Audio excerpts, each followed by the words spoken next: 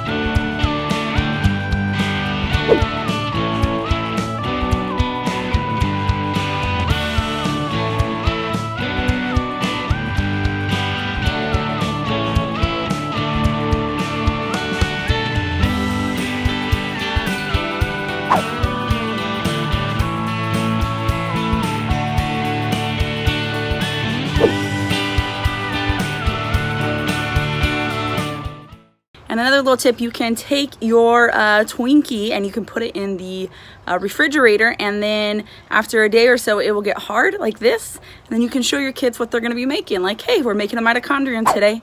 And you can see right here, like, it's all, now I can actually touch it and show kids. Kind of neat.